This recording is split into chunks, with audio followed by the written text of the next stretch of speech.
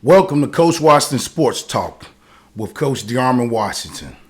Make sure you like, subscribe, and share. Hit that like, subscribe, and share button. Now let's talk about it. Now I got an issue that was bothering me last night, and it has to do with the recruitment and a lot of our young athletes who want to play for HBCUs, historically black college universities. I'm starting to see a trend that a lot of our kids do want to play for our HBCUs, but they're not getting the offers. Now, I know our schools are pulling from the portal and other places, but it's kind of funny that our kids are not getting the looks from the HBCUs, but they turn around and they're getting looks from PWIs, predominantly white institutions. And I know like 3 or 4 kids that parents attended black colleges, and their kids grew up in that world, and they really want to go to black schools, HBCUs. But the problem is they're not getting recruited. And these not no bad athletes, because these same athletes are turning around and getting Division II offers from D2 powerhouses that are going into the playoffs. And getting D1 offers out of the Colonial, the CAA. They're recruiting heavy down here in Charlotte. So that just bothers me, man, that these kids won't attend HBCUs, but the coaches are not looking at them.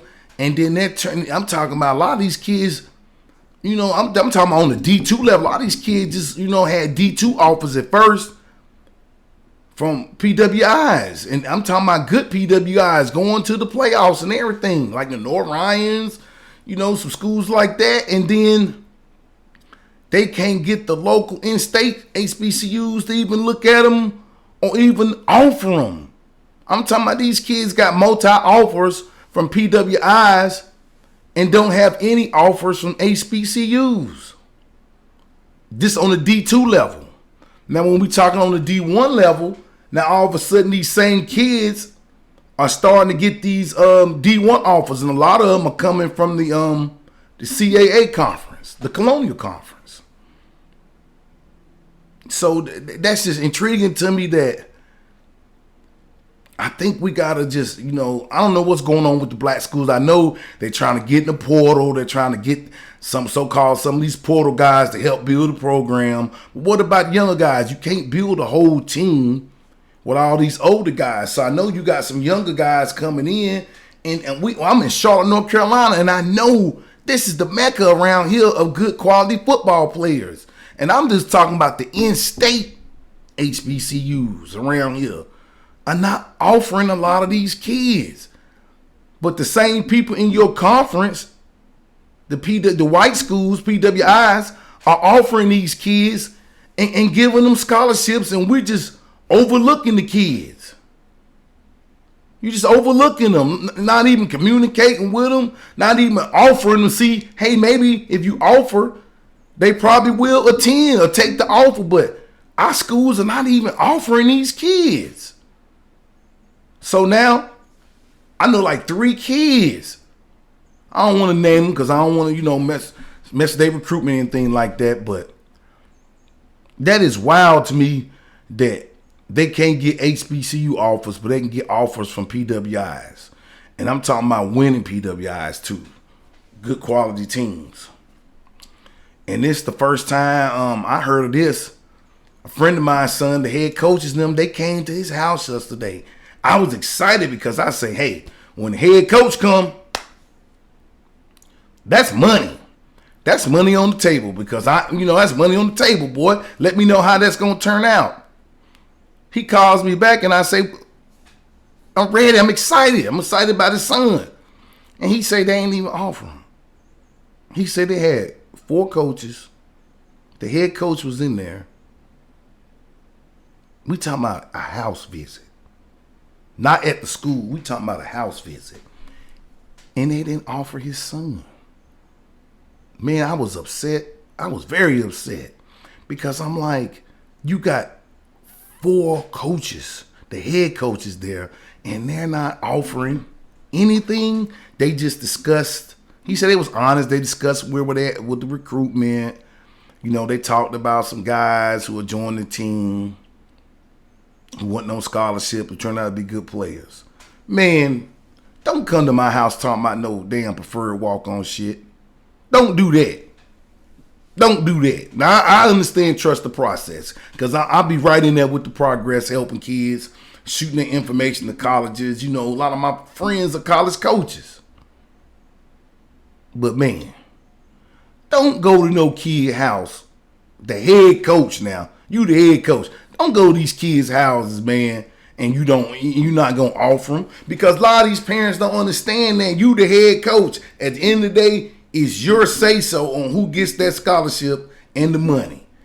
And a lot of these parents are not familiar with the process on when the head coach shows up. That's money talk. Because why is the head coach showing up at my house if he's not going to offer me? I was like, I couldn't believe they did it, man. And we talked about this in my episode number 1 about mental health. A lot of these kids act like they cool and they okay, but inside, man, these kids are stressed the fuck out. Excuse my language. They stressed out over, I don't got no offer. The coach coming to my house. Okay, I'm going to get an offer today. Then the coach come in there, don't give you an offer. I mean, it's almost like they just leading the kids on. These kids are stressed out mentally, bro. And a lot of it is the adult's fault. You're leading them on. You're leading these kids on, man. At the end of the day, they 18, 17. They look grown. Hell, some of them act grown. But at the end of the day, they still kids, man. And you leading them on. You keep staying in constant communication with them, texting them. How's your recruitment going? We're going to invite you up. Or we're coming down to your school. You still got open communications with them. It's like you're just toying with them. Man, you know, these are kids, man. They not built to understand. The parents can see through it. Hell, I see through it. But they kids, man. They don't see it. So I don't like that, man, messing with these kids' mental. Got these kids thinking that you really interested in them, and they just taking you on your word. They don't know no better. They taking you on your word. You still communicate with them. They think you're going to offer them. You talking about coming to the house, and then you don't offer them. Could you imagine that? A head coach coming to your house. Because the only time I hear about the head coaches coming to the house is when they're going to, sign off on the offer, approving it. But they come into your house 4 deep. And then they leave up out of there and you don't got no offer. Just some more words about, stay in contact. At that point, man, I'm done. Now, my friend did a good job because I was upset. And he just broke it down to me and said, hey, I couldn't let the boy see me upset. I got to stay strong for him. I can't let him see me upset because I don't want to, mess him up, disturb his mental. And the kid went on to work, but I can imagine how that felt, man, to have 4 college coaches in your living room talking to you, and then you don't get the offer. I can only imagine, man. So, coaches, HBCUs, we got to do a better job of that, man. We got to tighten that up. Because a lot of kids want to attend HBCUs. I seen a thing about a year ago about a kid. He had D1 offers, big D1 offers. He said he wanted to go to a HBCU. He said he emailed, called, left voice messages to several HBCUs, told them what offers he had, and just let them know that he really wanted to attend the HBCU. And he said not one HBCU called him back, got back in contact with him. We slipping, man, on our talent. And you wonder why when we go to the playoffs, we be getting thumped. We get out-athleted. They have more athletes than us. We wonder how that happened because we let all these kids who wanted to attend, we look over them like they're not good players. And then these kids go on these PWIs who treat them great, looking out for them, treating them great, get them in their program. They already winning programs, get them in the program. And now you play the school, you can't beat them. But it was several kids playing in the game against you that wanted to play for you. And we overlooked them. We got to do a better job of that, man. You know, I'm going to get my boy, man, Justin Adams on here. We're going to talk about this, the business side of this football stuff. So that really upset me to hear that. Then I got out the phone with another parent today, and he was saying the same thing. Like, his son got offers from, like, Lenore Ryans. I think Stony Brook reached out to him and say, hey, they wanted him. You know, they're going to bring him on up. I think he got West Georgia. I think they're going D1. They reached out to him. Who else? He got an offer from Campbell. So he got like two Division IIs, 2 D1s, and 2 other D1s reached out and said they want to bring him into the bring him up on the official visit. They like him. They want to offer him. But guess how many was black schools? Not one. Not one. His daddy went to A&T. Not one black school has offered him. Not one. He don't had PWI say, we know you're going to sign bigger, but we're just going to offer you anyway. I'm sorry, he got 3 D2s and 2 D1s and 2 more D1s coming. But the thing is, he had one school offer him. They say, hey, man, we know you're not going to take the offer, but we're going to offer you anyway, just in case. But not one HBCU has reached out to him and put that money on the table. It's almost like making these shaming the kids like, you ain't good enough for us. But the PWI is saying that, yo, you great. Come on over here and play. Get this good education. Come on over here and play for us. We'll take care of you. And then we match up against these same schools and they be knocking us out the playoffs. Like in Division II, Wingate and Lenore Ryans have been whooping up on the D2 black colleges for the last 2 years, knocking us all the way out of the playoffs. I'm talking about North Carolina and South Carolina, because Benedict is in South Carolina. So I'm talking about North and South Carolina. Wingate and Lenore Ryans, which is right up the street from Charlotte, both schools. Knocking off our best HBCUs, man, knocking them off and going deep into the D2 playoffs. Deep runs. Deep runs. And the same kids that's playing for Wingate and Lenore Ryans couldn't get offers from the HBCUs that made the playoffs. Couldn't get offers from them. But they get offers from those schools and make deep runs. I don't know what's going on with the recruitment. I know they transferring, but we got a breakdown in the HBCU pipeline somewhere. Like, it's a breakdown. And I don't know if HBCUs think that they can't get these kids or recruit these kids, or the kids not going to come. But we got a breakdown somewhere, man, in the system, because we let too many athletes, I'm talking about in the Charlotte area, and I know this is going on in other states too. We let too many good athletes go other places that want to call it HBCU they home. They want to go there. The love is real. And we got a breakdown somewhere in the pipeline, man, that communication, somewhere is a breakdown with the schools and the kids, really the coaches and the kids, that they're not actually offering the kids. You don't know what offer the kid's going to take. You don't know what environment he come from.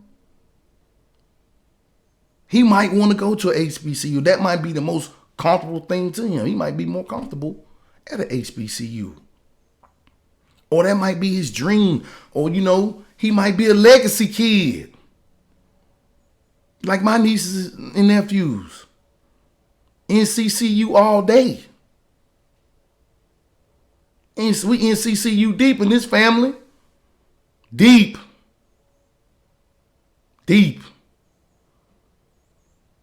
So we got a bad breakdown in communication.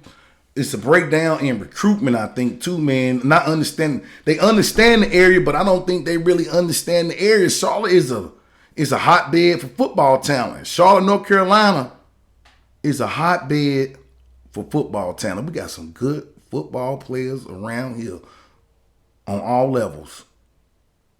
All levels. D1, D2, D3, JUCO, prep, NAIA. We got some kids around here doing it, man. They taking these offers and they doing something with them and they living out their dream. But this breakdown in recruitment, I don't know what's going on, how we're overlooking this good talent, offering kids. I don't know, you offering a kid. I know you might think that kid got something. I know how I go. You see something in a kid and you like, I'm gonna offer him. But hell, it ain't been working. Because I've been looking at the record of some of my HBCUs, man, in the CIAA now, and the record's not so hot. No, it's different. Okay, you didn't win your conference. Okay, but what was your record? Overall record. And some of our teams, man, that record is not so hot. We got to step it up. I know some schools, man, they haven't offered hardly anyone. I don't know if they think if I offer them, somebody else is going to offer them. So let me keep my offers to myself. We're not really putting it out there. Or I know everybody wants to offer a kid who really wants to be there. Well, times have changed now with this transfer portal. Kids are starting to somewhat recognize that, hey, this D1 thing is kind of going another route. And a lot of kids are starting to open up, have been open up to going to D2s. And now, the way it's going now, a lot of kids just want somebody to want them. They want to offer. They just want to go play college football. But the school I'm talking to, they talking about, we offer the kids, somebody else gonna offer them. Man, at this stage, bro, you need to offer people.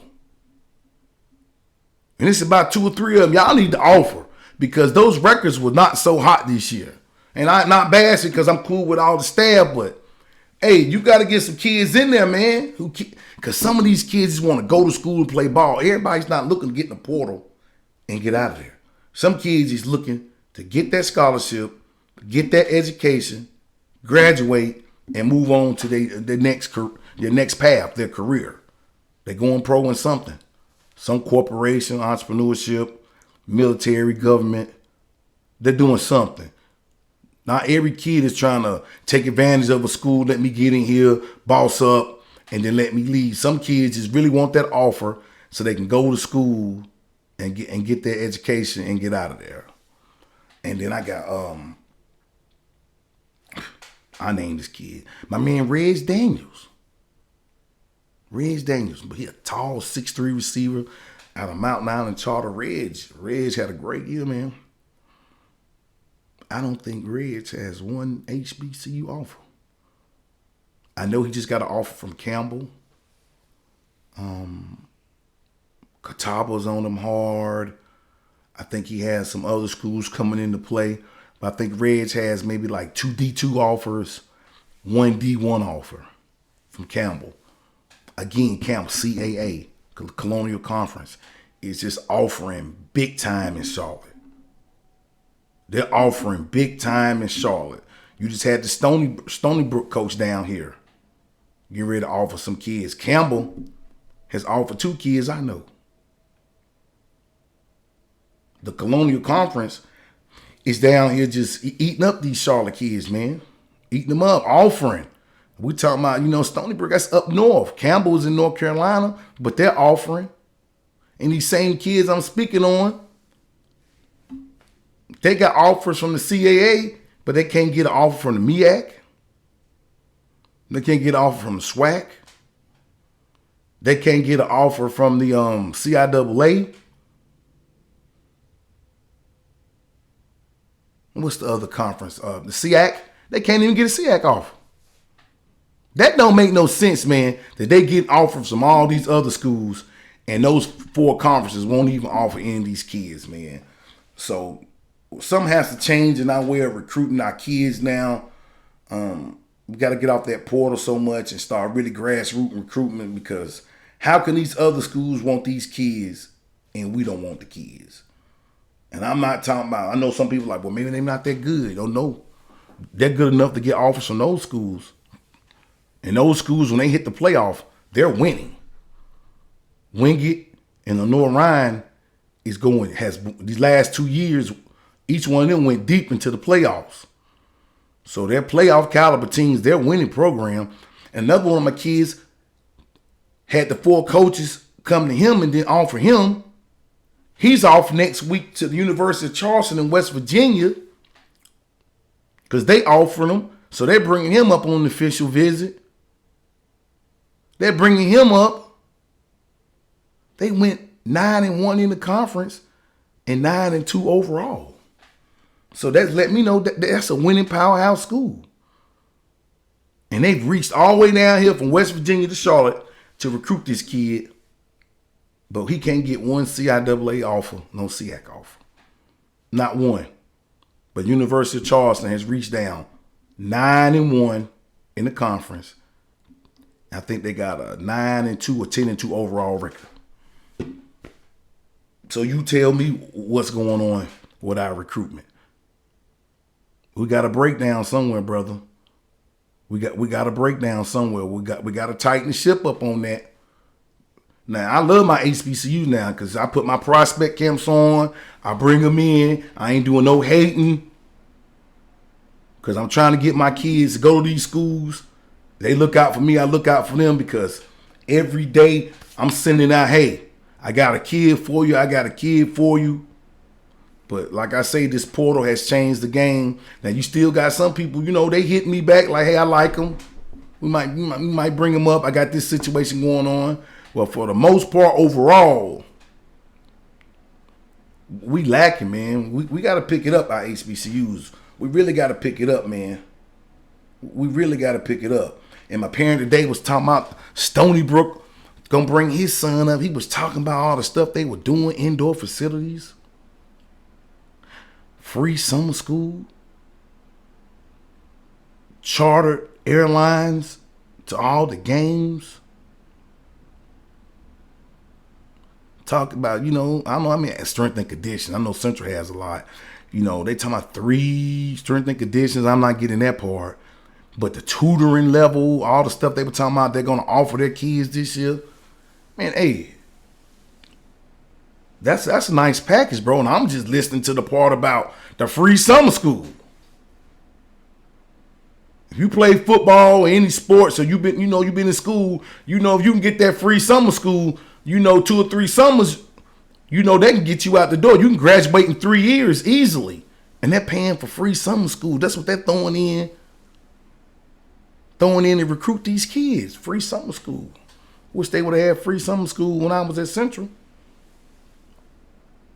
I was paying for it myself, but free summer school, I would have been there every summer. So I just think, like I said, we got to do better on that. And I'm just happy. I'm happy for the kids of getting recruited. I ain't knocking nobody. They're getting recruited. They're going to go to school. Somebody like them. Somebody's bringing them in. I'm happy about the recruitment. I'm not going to cry about that. I'm happy somebody likes those kids. They're bringing them in. They're going to live their dream and go play some college football on the next level. But we can do better. Our HBCUs, we can do better, man. We need to do better. And recruiting our young kids, we need to tighten it up. Like I say, going to a parent house, 4 deep, head coach there, you leave with no offer. I never heard of that. Maybe that's something new in the recruiting pipeline now. Maybe that's something new, but I think we could do a better job. I think we could do a better job with that. And I'm just happy for every kid that's out here in Charlotte that's getting recruited. I'm happy for any kid in North Carolina, period. Anywhere that's getting a chance to go play on that next level. Hey, man, you earned it. You deserved it. But like I say, man, our schools, I don't know where the breakdown is. I don't know if we don't have enough coaches recruiting this area to see the talent, or they're just looking just for a specific type player. That portal has become dangerous, but I know you cannot depend on the portal too heavily to rebuild your program, because not all the kids in the portal are in the portal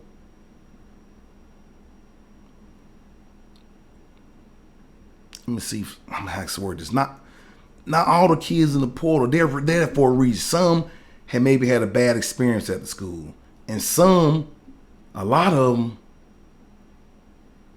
just trying to get on, man. They don't wore their welcome out at their last school. People got different reasons for getting in that portal, but not all portal kids are good kids. I'm not gonna say that like all high school kids, but not all those portal kids are good kids. It's the reason they in there. So I don't think you need to be too hard, depending too hard on transfer kids like that.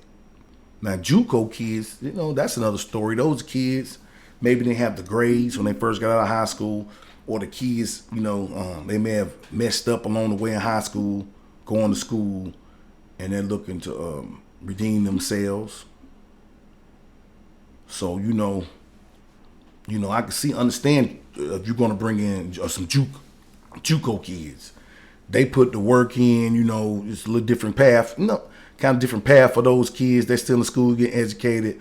But, those kids are really on the go. It's a lot of talent in JUCO. A lot. So I can understand you're going to get JUCO kids. I can understand that. But just all these kids who are already in a 4-year program, just transferring in and out versus the JUCO kids, just go get JUCO. Load up on those kids. Those kids ready. I think it's only like, 26? I think 26, 30. Don't get me wrong on that.